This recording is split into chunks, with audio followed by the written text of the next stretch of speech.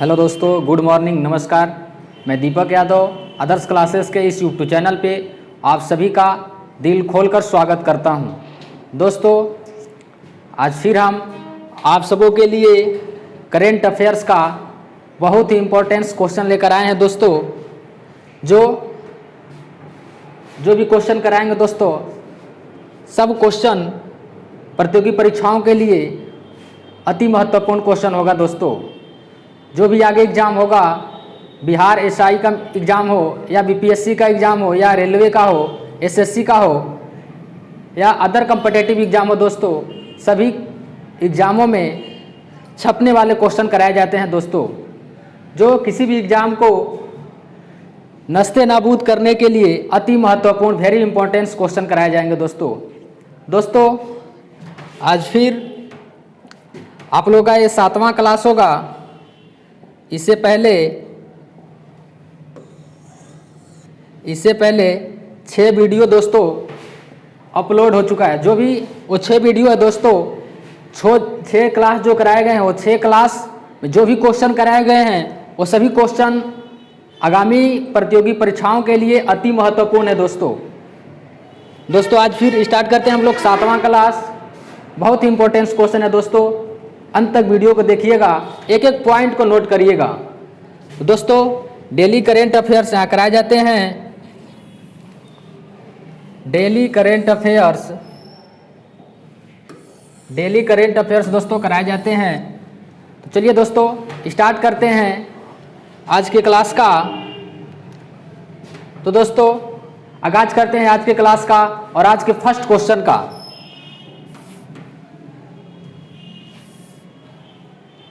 ये रहा दोस्तों आज का फर्स्ट क्वेश्चन, बहुत ही इंपॉर्टेंट क्वेश्चन है दोस्तों।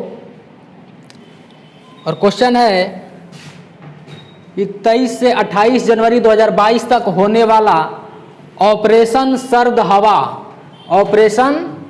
हवा किससे संबंधित है। बात करते हैं दोस्तों, ऑपरेशन सर्द हवा का संबंध किससे है। तो दोस्तों देखते हैं ऑपरेशन सर्द हवा। तो ऑपरेशन सर्द हवा सरहद पर बीएसएफ के द्वारा, बीएसएफ दोस्तों सीमा सुरक्षा बल, बॉर्डर सिक्योरिटी फोर्स, सीमा सुरक्षा बल, सरहद पे बीएसएफ के द्वारा चलाया गया यह ऑपरेशन है। सरहद पर बीएसएफ के द्वारा चलाया गया यह सबसे बड़ा ऑपरेशन है। इसी ऑपरेशन का दोस्तों नाम दिया गया ऑपरेशन सर्द हवा। ऑपरेशन सर्द हवा जो किसके द्वारा दोस्तों, तो बीएसएफ के द्वारा ऑपरेशन सर्द हवा जारी किया गया। किसके द्वारा दोस्तों, तो बीएसएफ के द्वारा, सीमा सुरक्षा बल के द्वारा। दोस्तों यह 23 से कब तक, 28 जनवरी तक चला है। 23 से 28 जनवरी तक चला दोस्तों। यह 26 जनवरी गणतंत्र दिवस को दोस्तों मद्देनजर रखते हुए भारत और पाकिस्तान की सीमा पर चौकसी बढ़ाने के लिए, भारत और पाकिस्तान की सीमा पे चौकसी बढ़ाने के लिए, चौकसी रखने के लिए यह ऑपरेशन सर्द हवा स्टार्ट किया गया था दोस्तों। तो देखते हैं ऑपरेशन सर्द हवा। तो बीएसएफ के द्वारा दोस्तों ऑपरेशन सर्द हवा सीमा सुरक्षा बल के द्वारा यह संबंधित है। देखते हैं तो ये बीएसएफ दोस्तों, बीएसएफ की स्थापना 1965 ईस्वी में होती है और बीएसएफ के हेड हैं पंकज कुमार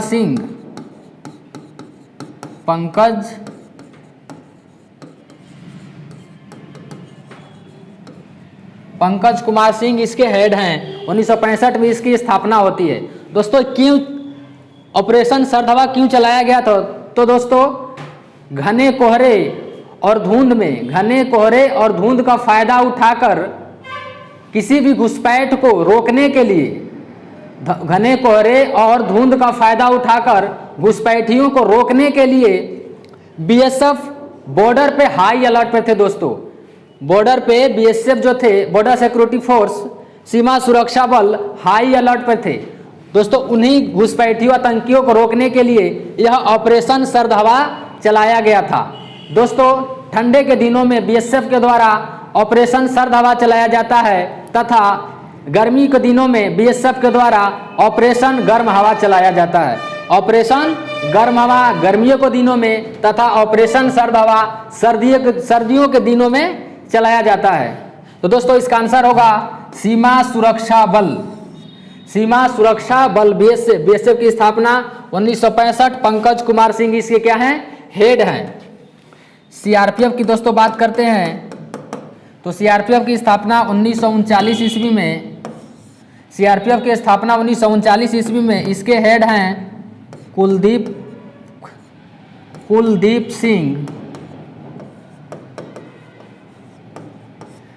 सिंह इसके हेड हैं। देख लेते हैं सीआईएसएफ। तो दोस्तों सीआईएसएफ की स्थापना 1969 ईस्वी में इसके हेड हैं सिलवर्धन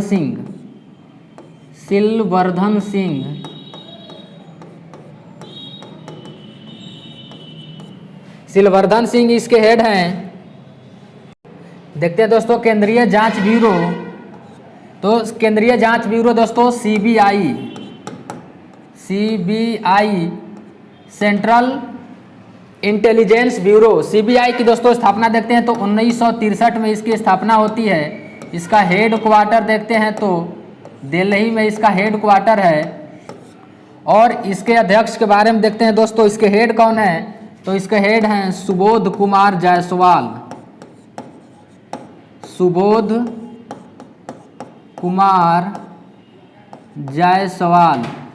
कुमार जायसवाल क्या है दोस्तों, तो सीबीआई के हेड है। सीबीआई की स्थापना 1963 में, इसका हेड क्वार्टर कहाँ है, दिल्ली में। सीबीआई सेंट्रल इन्वेस्टिगेशन ब्यूरो दोस्तों होता है इसका फुल फॉर्म। आगे देखते हैं दोस्तों केंद्रीय रिजर्व पुलिस फोर्स, तो हो गया सीआरपीएफ, यही है सीआरपीएफ। अब बढ़ते हैं दोस्तों नेक्स्ट क्वेश्चन पे।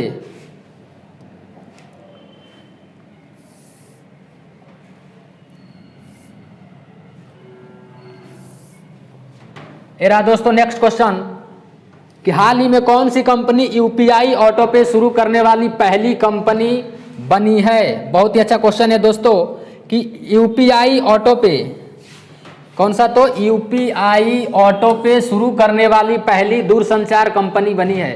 बात करते हैं दोस्तों यूपीआई ऑटो पे।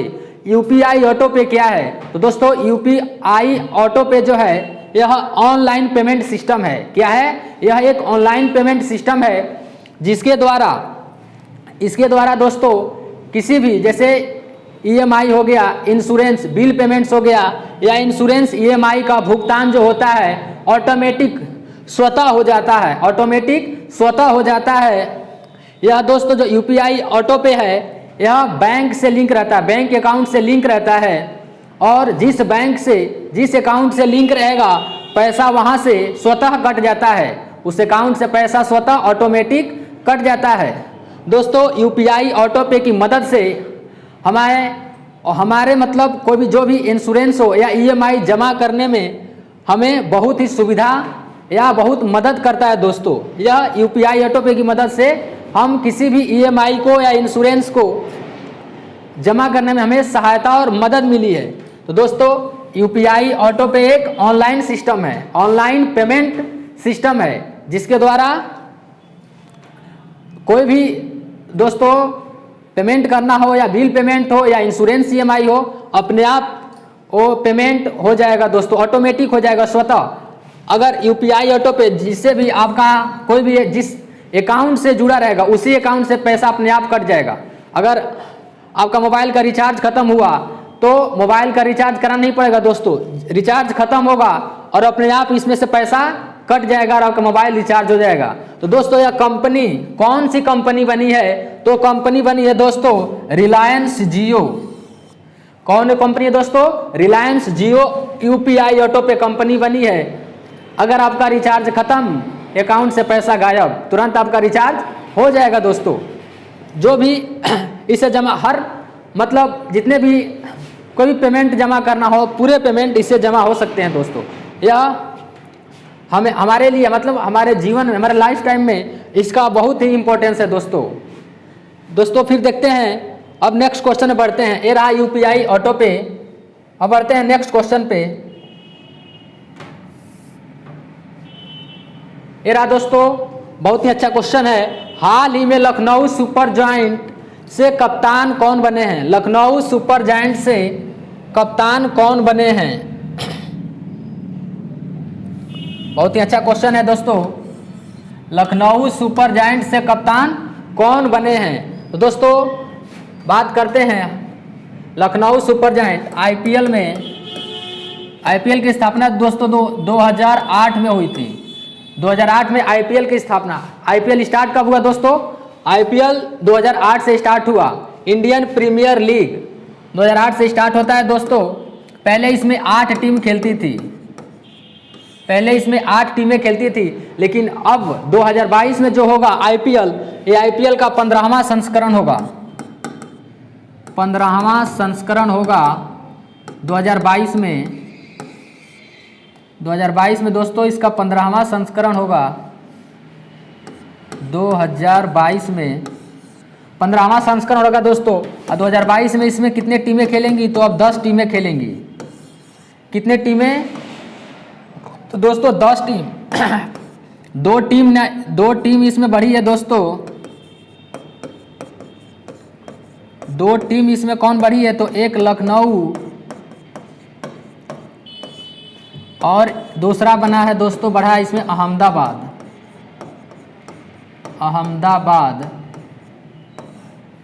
दोस्तों एक टीम बढ़ा है लखनऊ और दूसरा अहमदाबाद। पहले 8 टीमें खेलती थी, अब कितने खेलेंगी टीमें? 10 टीमें। 2 नए टीमें कौन? तो एक लखनऊ और एक अहमदाबाद। तो वही दोस्तों कह रहे हैं लखनऊ सुपर जायंट से कप्तान कौन बने हैं? तो लखनऊ सुपर जायंट्स के कप्तान बने हैं केएल राहुल। केएल राहुल को लखनऊ सुपर जायंट्स का कैप्टन बनाया गया है दोस्तों। ये देख लेते हैं कि नया जो बना है, लखनऊ तो हो गया दोस्तों, अहमदाबाद। तो अहमदाबाद का दोस्तों बनाया गया हार्दिक पांड्या को। अहमदाबाद का कैप्टन बनाया गया है दोस्तों। एक कैप्टन बने हैं अहमदाबाद का, कौन? हार्दिक पांड्या। हार्दिक पांड्या कहाँ के बने हैं? तो दोस्तों अहमदाबाद का कैप्टन बने हैं। ये देखते हैं दोस्तों मार्कस स्टोनिस। मार्कस स्टोनिस दोस्तों ऑस्ट्रेलिया का ऑलराउंडर प्लेयर है। मार्कस स्टोनिस ऑस्ट्रेलिया का ऑलराउंडर प्लेयर है, जो दोस्तों पहले आईपीएल में खेलता था दिल्ली की तरफ से। पहले दिल्ली से खेलता था, लेकिन जो दोस्तों अब कहां से खेलेगा? तो यह खेलेगा अब लखनऊ से। अब दोस्तों आईपीएल में लखनऊ से खेलेगा। किसकी टीम से? तो केएल राहुल की टीम से खेलेंगे और खेलेगा मार्कस स्टोनिस। कहां का प्लेयर है? तो ऑस्ट्रेलिया का ऑलराउंडर प्लेयर है। पहले कहां से खेलता था? तो दिल्ली से। अब दोस्तों कहां से खेलेगा? तो लखनऊ से। बात कर लेते हैं दोस्तों, आईपीएल 2008 में स्टार्ट होती है, 8 टीमें खेलती थी, अब 15 टीमें खेलेंगी। इसका संस्करण कौन सा होगा? 15 में 2022 में इसका 15वां संस्करण होगा। और दोस्तों 2022 में इसका स्पॉन्सर टीम कौन होगा? तो स्पॉन्सर जो टीम होगा दोस्तों, स्पॉन्सर ग्रुप, इसका स्पॉन्सर होगा टाटा ग्रुप। अब की बार स्पॉन्सर कौन सा होगा दोस्तों? तो टाटा ग्रुप। अगले 2 साल तक 22 में भी टाटा ग्रुप रहेगा, 23 में भी टाटा ग्रुप रहेगा दोस्तों। 2021 में दोस्तों देखते हैं, तो 2021 में जो स्पॉन्सर था वो वीवो। 2021 में वीवो स्पॉन्सर था दोस्तों। बात करते हैं आईपीएल में सर्वाधिक कौन सी टीमें जीती है? तो मुंबई इंडियंस 5 बार, उससे कम दोस्तों तो चेन्नई 4 बार। 2021 में चेन्नई जीती है दोस्तों। 2021 में कौन आईपीएल जीता है? तो चेन्नई ने जीता है। और कहाँ हुआ था? यूएई, संयुक्त अरब अमीरात में। संयुक्त अरब अमीरात में हुआ था आईपीएल 2021। यूएई में जीता है दोस्तों चेन्नई। इसमें जीता दोस्तों चेन्नई, इसमें चेन्नई जीता। और दोस्तों 2021 में सबसे महंगा खिलाड़ी कौन था? 2021 में सबसे महंगा खिलाड़ी थे क्रिस मॉरिस।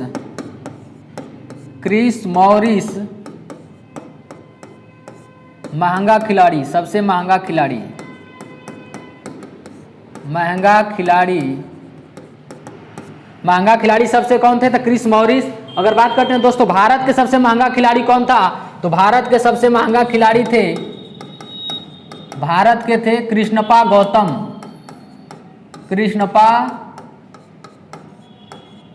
कृष्णप्पा गौतम भारत के सबसे महंगे खिलाड़ी। और आईपीएल के सबसे महंगे खिलाड़ी थे क्रिस मॉरिस।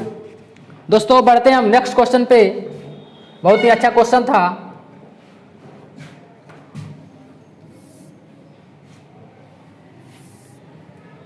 ये रहा नेक्स्ट क्वेश्चन दोस्तों कि भारतीय खेल प्राधिकरण ने किसे target Olympic podium scheme TOPS का मुख्य कार्यकारी अधिकारी बनाया है? मुख्य कार्यकारी अधिकारी यानी CEO। तो कौन दोस्तों? भारतीय खेल प्राधिकरण SAI। बात करते हैं SAI का, तो दोस्तों sports authority of India, sports authority of India, इसका फुल होगा दोस्तों स्पोर्ट्स अथॉरिटी ऑफ इंडिया। भारतीय खेल प्राधिकरण ने TOPS target Olympic podium scheme TOPS का मुख्य कार्यकारी अधिकारी, तो दोस्तों ये बनाया गया है TOPS का CEO बनाया गया है दोस्तों PK गर्ग को मुख्य CEO बनाया गया है। किसको दोस्तों? तो PK गर्ग को CEO किसका? TOPS का टारगेट ओलंपिक पोडियम स्कीम का कौन बनाया है दोस्तों? तो भारतीय खेल प्राधिकरण स्पोर्ट्स अथॉरिटी ऑफ इंडिया ने। किसे? तो PK गर्ग, पुष्पेंद्र कुमार गर्ग, इसका पूरा नाम है PK गर्ग का पुष्पेंद्र कुमार गर्ग। दोस्तों PK गर्ग को नौकायान में, किसमें? नौकायान खेल का, कौन सा खेल का दोस्तों है? तो नौकायान खेल से, सेलिंग खेल, इसका कौन सा गेम है? सेलिंग खेल, लिख लेते हैं दोस्तों, सेलिंग खेल है, नौकायान, सेलिंग खेल में दोस्तों इन्हें का बनाया गया है CEO। यह PK गर्ग जो है पुष्पेंद्र कुमार गर्ग का जन्म उत्तर प्रदेश में हुआ था दोस्तों। इनका जन्म उत्तर प्रदेश में, यह भारतीय नौसेना में भी शामिल हुए थे। और ये PK गर्ग को भी टारगेट ओलंपिक पोडियम स्कीम का CEO बनाया गया है। तो यह है PK गर्ग। सेलिंग खेल कौन सा गेम है दोस्तों? तो नौकायान खेल में इन्हें बनाया गया है। आगे देख लेते हैं दोस्तों, इन्हें 1992 ईस्वी में इन्हें अर्जुन पुरस्कार मिला था। कौन सा दोस्तों? अर्जुन पुरस्कार। और बात करते हैं 1993-94 में इन्होंने मेजर ध्यानचंद खेल रत्न पुरस्कार भी जीता था। 1992 में क्या दोस्तों? तो 1992 ईस्वी में इन्होंने अर्जुन पुरस्कार तथा 1993-94 में PK गर्ग को मेजर ध्यानचंद खेल रत्न पुरस्कार भी क्या किए थे? जीते थे। आगे देख लेते हैं दोस्तों, रवि कुमार कौन है? तो रवि कुमार संसद टीवी के CEO हैं। कौन सा टीवी? संसद टीवी के CEO, संसद टीवी के CEO हैं, संसद टीवी के CEO बने हैं रवि कुमार। रवि कुमार को संसद टीवी का CEO, संसद टीवी किसको बोलते हैं दोस्तों? तो Lok Sabha plus Rajya Sabha, Lok Sabha TV plus Rajya Sabha TV को मिलाकर संसद टीवी बनाया गया है। और उसी संसद टीवी के CEO किसे बनाया गया है? तो रवि कपूर को बनाया गया है दोस्तों। संसद टीवी बात करते हैं। फिर आगे बढ़ते हैं, दिनेश कुमार खर्रा। तो दिनेश कुमार खर्रा जो है दोस्तों SBI के चेयरमैन हैं, SBI के चेयरमैन, SBI के चेयरमैन बनाया गया है दिनेश कुमार खर्रा को। आगे देखते हैं दोस्तों, अबीक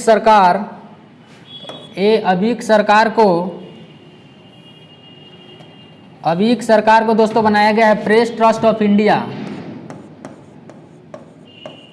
प्रेस ट्रस्ट ऑफ इंडिया के हेड हैं, प्रेस ट्रस्ट ऑफ इंडिया के हेड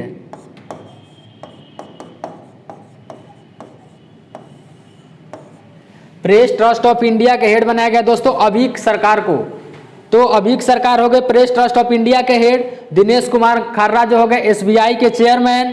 पीके गर्ग को दोस्तों सीईओ बनाया गया टीओपीएस का, टारगेट ओलंपिक पोडियम स्कीम का। रवि कुमार संसद टीवी के सीईओ हैं। अब बढ़ते हैं दोस्तों नेक्स्ट क्वेश्चन पे। ये रहा दोस्तों नेक्स्ट क्वेश्चन, बहुत ही इंपॉर्टेंट क्वेश्चन है कि हाल ही में मरियम वेबस्टर डिक्शनरी में वर्ड ऑफ द ईयर 2021 किसे चुना गया है? किसे, कौन सा डिक्शनरी है दोस्तों? तो मरियम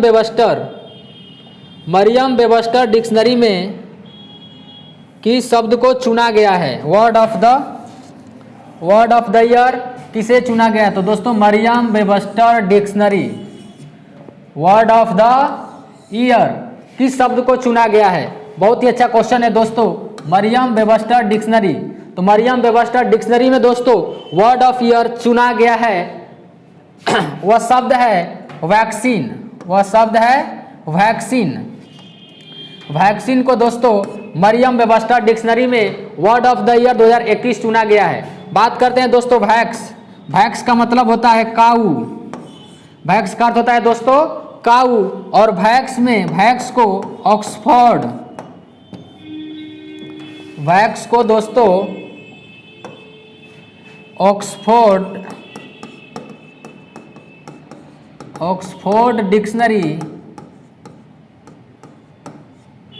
ऑक्सफोर्ड डिक्शनरी में वर्ड ऑफ द ईयर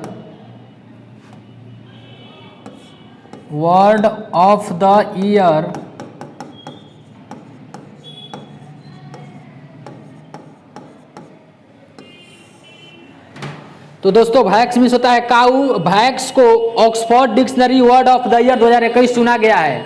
अगर पूछे दोस्तों Merriam Webster dictionary word of the year 2021 तो वैक्सीन को। फिर दोस्तों पूछे अगर ऑक्सफोर्ड डिक्शनरी में वर्ड ऑफ द ईयर 2021 किसको? तो वैक्स को। ध्यान दीजिएगा दोस्तों, ऑक्सफोर्ड का है तो वैक्स, मरियम का है तो वैक्सीन। आगे देखते हैं एंग्जाइटी बताए थे दोस्तों अभी अगले क्लास में। एंग्जाइटी को children word of the year, कौन सा? Children word of the year, children word of the year,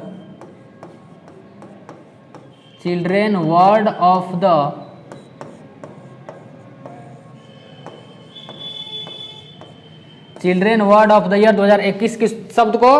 तो एंग्जाइटी को children word of the year Oxford dictionary के द्वारा ही दोस्तों चुना गया था। अब दोस्तों बढ़ते हैं नेक्स्ट क्वेश्चन पे। यह दोस्तों बहुत ही अच्छा क्वेश्चन है। यह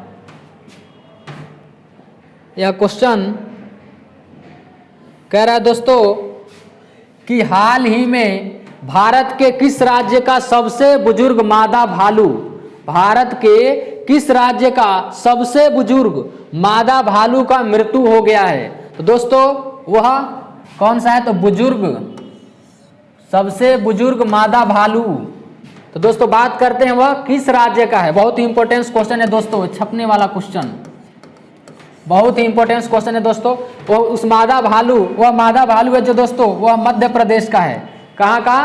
तो मध्य प्रदेश के भोपाल में स्थित, मध्य प्रदेश के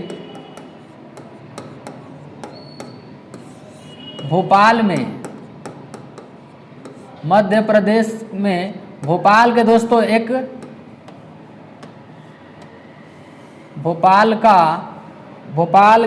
मध्य प्रदेश के भोपाल में। और बात करते हैं कहाँ दोस्तों? तो वन विहार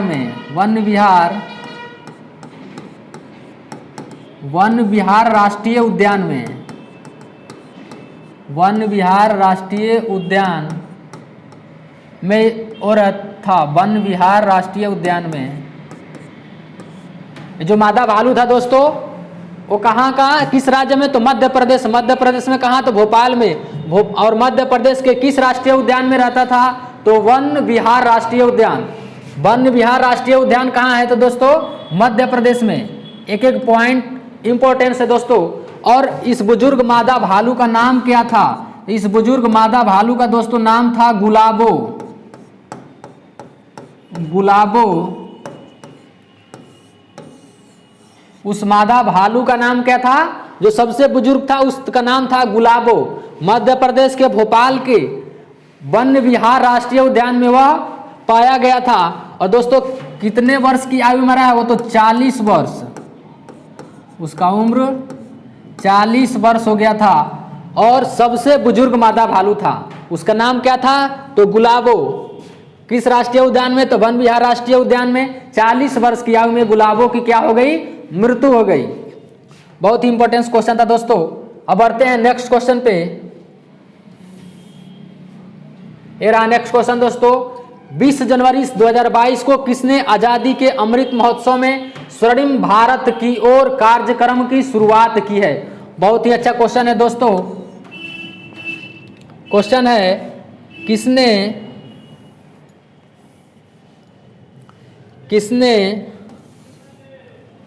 2022 में आजादी के अमृत महोत्सव में स्वर्णिम भारत की ओर? तो दोस्तों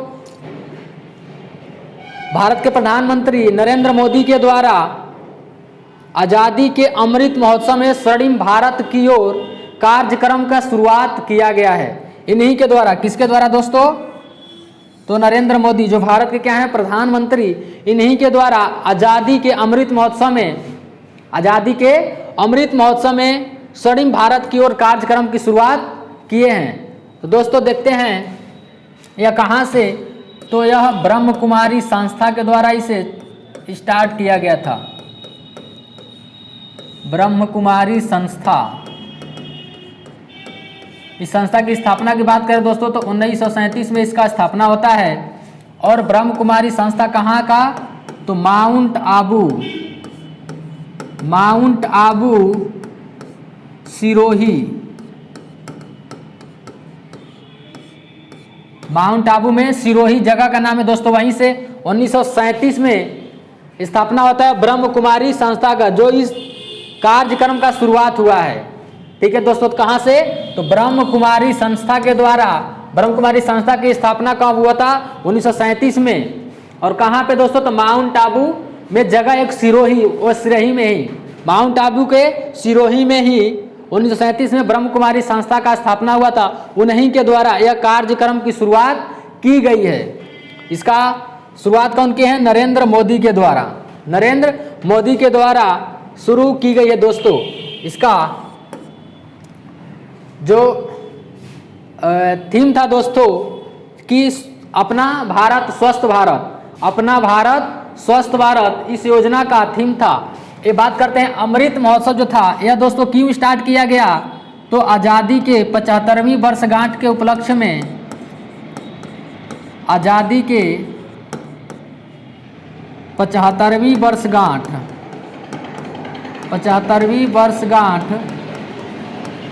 में मनाया गया अमृत महोत्सव। अमृत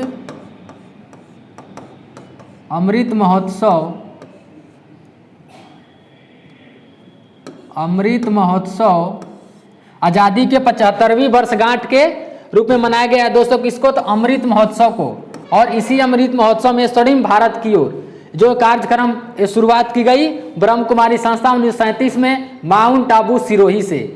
इसका शुरुआत कौन के हैं दोस्तों? तो नरेंद्र मोदी। अब बढ़ते हैं दोस्तों नेक्स्ट क्वेश्चन पे। ये रहा दोस्तों नेक्स्ट क्वेश्चन की हाल ही में 23 जनवरी 2022 को आर नागास्वामी, क्या नाम है दोस्तों? तो आर नागास्वामी का निधन हो गया।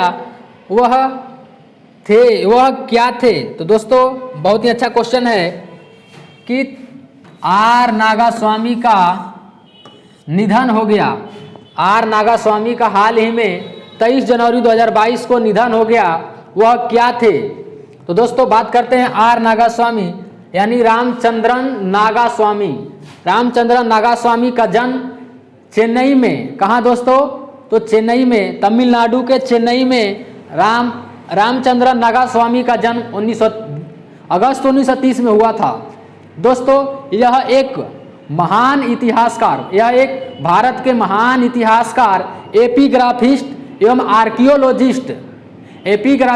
आर्कियोलॉजिस्ट थे, यानी पुरातत्वविद थे। क्या थे? आर्कियोलॉजिस्ट, इसी को बोलते हैं दोस्तों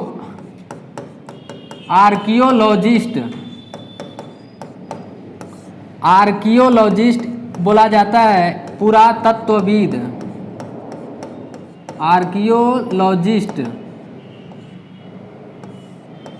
यह भारत के महान इतिहासकार, आर्कियोलॉजिस्ट एवं एपिग्राफिस्ट थे। कौन दोस्तों? आर नागास्वामी। इनका जन्म चेन्नई में 1930 ईस्वी में हुआ था दोस्तों, और इनका हाल ही में निधन हो गया। कब? तो 23 जनवरी 2022 को, 23 जनवरी 2022 को इनका निधन हो गया। 2022 को निधन। जन्म हुआ था दोस्तों अगस्त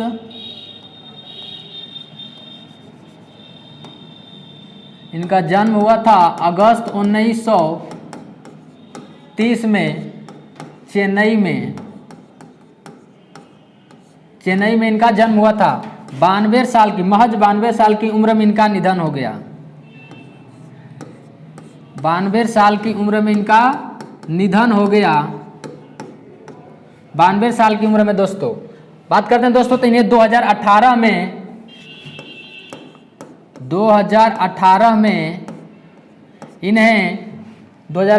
में दोस्तों इन्हें पद्म भूषण पुरस्कार दिया गया था। पद्म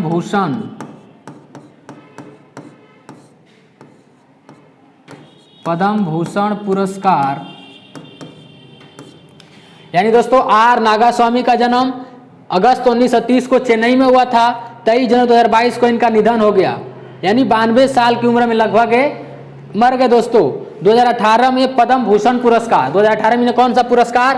भारत के तीसरे सर्वोच्च पुरस्कार, भारत के तीसरे सर्वोच्च नागरिक पुरस्कार यानी पद्म भूषण पुरस्कार इन्हें क्या दिया गया था दोस्तों? तो क्या थे? एक पुरातत्वविद थे, यानी आर्कियोलॉजिस्ट थे। अब बढ़ते हैं दोस्तों नेक्स्ट क्वेश्चन पे। ये रहा नेक्स्ट क्वेश्चन। हाल ही में CSIR ने कोरोना वायरस के ओमिक्रॉन संस्करण के परीक्षण के लिए, कोरोना वायरस के ओमिक्रॉन संस्करण के परीक्षण के लिए कौन सी एक स्वदेशी किट, कैसा किट है दोस्तों? स्वदेशी, अपने देश में बना हुआ किट विकसित किया गया है। देखते हैं दोस्तों वह कौन सा किट है। बहुत ही अच्छा क्वेश्चन है भी, कोरोना वायरस के ओमिक्रॉन संस्करण के लिए। तो दोस्तों वह किट बनाई गई है ओम किट। वह किट कौन सा है? ओम किट बनाया गया है। ओम किट है दोस्तों, ओम किट जो भारत के द्वारा दोस्तों बनाया गया है। एक किट है, यह महज 150 रुपये में, इसका जो मूल्य है दोस्तों 150 रुपये। इसका कीमत कितना है? 150 रुपये, जो कम लागत में जो उपलब्ध होगा। और यह दोस्तों महज 2 घंटे में त्वरित रिपोर्ट, इसका त्वरित उपलब्ध दोस्तों, महज 2 घंटे में त्वरित उपलब्ध हो जाएगा दोस्तों। इसका रिपोर्ट कितने घंटे में? तो 2 घंटों में। और सबसे कम लागत यानी 150 रुपये में दोस्तों यह क्या होगा? मिल जाएगा। तो किट कौन सा है? ओम किट। किट का नाम है दोस्तों ओम किट है, ओम। खर्चा कितना लगेगा? 150 रुपये। 2 घंटे के अंदर दोस्तों उसका रिपोर्ट आ जाएगा। यह दोस्तों भारतीय औषधि अनुसंधान संस्थान, देख लेते हैं भारतीय औषधि अनुसंधान संस्थान कहाँ है? तो लखनऊ में। भारतीय औषधि अनुसंधान संस्थान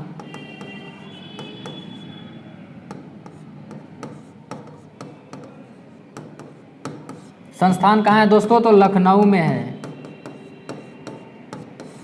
भारतीय औषधीय अनुसंधान संस्थान लखनऊ के द्वारा ये दोस्तों ये जारी किया गया है। ओम, जो 150 रुपये में बहुत कम लागत क्या है दोस्तों? कम लागत में, एक तो लागत कम और दूसरे दोस्तों कम समय में इसका रिपोर्ट क्या हो जाएगा? मिल जाएगा। तो दोस्तों कौन सा? ओमिक्रॉन परीक्षण के लिए, ओमिक्रॉन परीक्षण के लिए ओम किट को दोस्तों स्वदेशी किट विकसित किया गया है। तो दोस्तों इसका आंसर होगा ओम, इसका आंसर होगा ओम। अब बढ़ते हैं दोस्तों नेक्स्ट क्वेश्चन पे। ये रहा दोस्तों बहुत ही इंपॉर्टेंट क्वेश्चन और आज का लास्ट क्वेश्चन है कि हंगुल कहाँ पाए जाते हैं?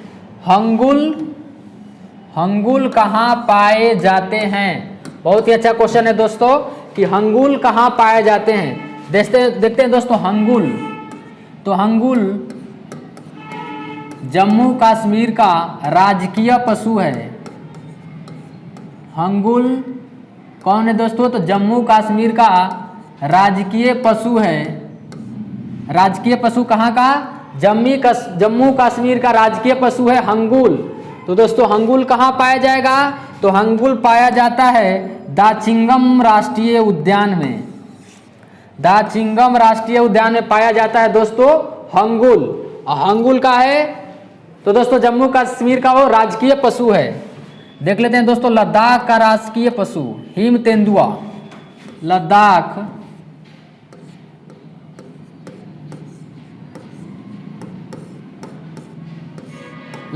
का दोस्तों राजकीय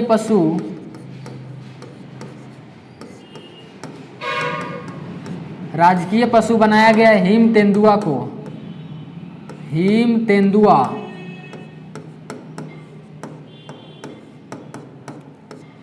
तेंदुआ को दोस्तों लद्दाख का राजकीय पशु बनाया गया है। अगर दोस्तों पूछे हिम तेंदुआ कहाँ का राजकीय पशु? तो लद्दाख का। और हंगुल कहाँ का? तो जम्मू कश्मीर का। बात करते हैं दोस्तों वाल्मीकि राष्ट्रीय उद्यान कहाँ है? तो वाल्मीकि राष्ट्रीय उद्यान बिहार में है। वाल्मीकि राष्ट्रीय उद्यान कहाँ है? बिहार में। देखते हैं दोस्तों गिर राष्ट्रीय उद्यान, यह गुजरात में है। यह गुजरात में एशियाई शेर के लिए प्रसिद्ध है। ये जो गिर राष्ट्रीय उद्यान है दोस्तों गुजरात में है, यह एशियाई शेर के लिए प्रसिद्ध है। बात करते हैं वाल्मीकि राष्ट्रीय उद्यान कहाँ है? तो वाल्मीकि राष्ट्रीय उद्यान बिहार में। वाल्मीकि राष्ट्रीय उद्यान बिहार में। देखते हैं दोस्तों अगर क्वेश्चन आए कि भारत का पहला राष्ट्रीय उद्यान कौन था? तो दोस्तों भारत का पहला राष्ट्रीय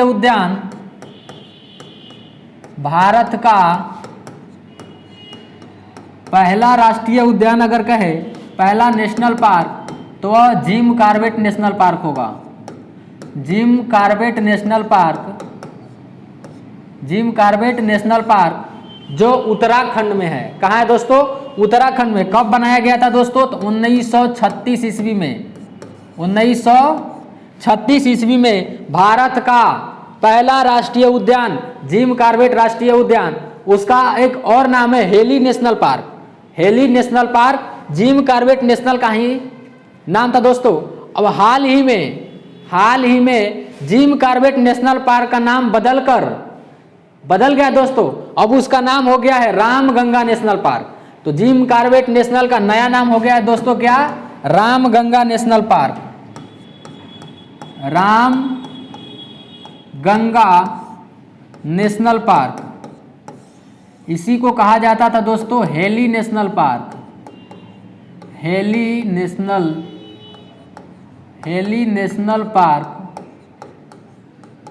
नेशनल पार्क कहा जाता था, लेकिन अब उसका नाम बदलकर रामगंगा नेशनल पार्क कर दिया गया है। अगर दोस्तों क्वेश्चन है कि भारत का सबसे बड़ा नेशनल पार्क, तो भारत का सबसे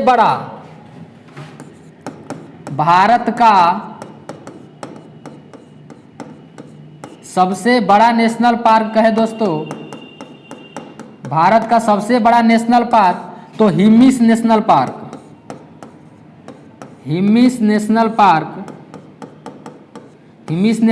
कहाँ है दोस्तों? तो यह लद्दाख में है। Hemis national park. अगर दोस्तों क्वेश्चन आए कि भारत का सबसे छोटा नेशनल पार्क, तो भारत का सबसे छोटा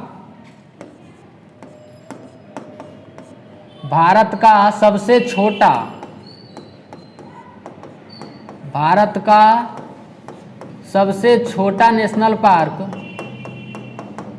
तो दोस्तों भारत का सबसे छोटा national park south button national park.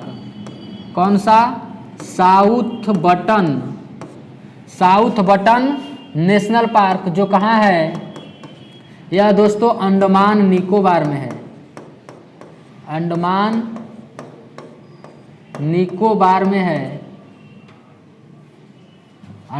Nicobar में है साउथ बटन नेशनल पार्क। तो दोस्तों भारत का सबसे बड़ा national park Hemis national park, जो कहाँ है? लद्दाख में है। भारत का सबसे छोटा नेशनल पार्क साउथ बटन, जो कहाँ है? अंडमान निकोबार। अगर दोस्तों पूछे भारत में सबसे ज्यादा नेशनल पार्क किस राज्य में है, तो भारत में सबसे ज्यादा नेशनल पार्क मध्य प्रदेश में 11 नेशनल पार्क है। दोस्तों भारत में टोटल नेशनल पार्क कितने हैं, तो भारत में टोटल नेशनल पार्क 105 है। पहले 103 था, लेकिन हाल ही में दोस्तों 2 नए नेशनल पार्क बने हैं। और किस राज्य में बने हैं, तो दोस्तों भारत में हाल ही में 2 नए नेशनल पार्क असम राज्य में। और कौन कौन पूछे दोस्तों, तो 2 नेशनल पार्क बना है, एक बना है रायमोना और दूसरा बना है देहिंग पटकाई। ये रहा क्वेश्चन दोस्तों, बहुत ही इंपॉर्टेंट क्वेश्चन था ये। अब लास्ट क्वेश्चन था दोस्तों। आज के लिए इतना ही, फिर मिलते हैं नेक्स्ट क्लास में। जय हिंद दोस्तों।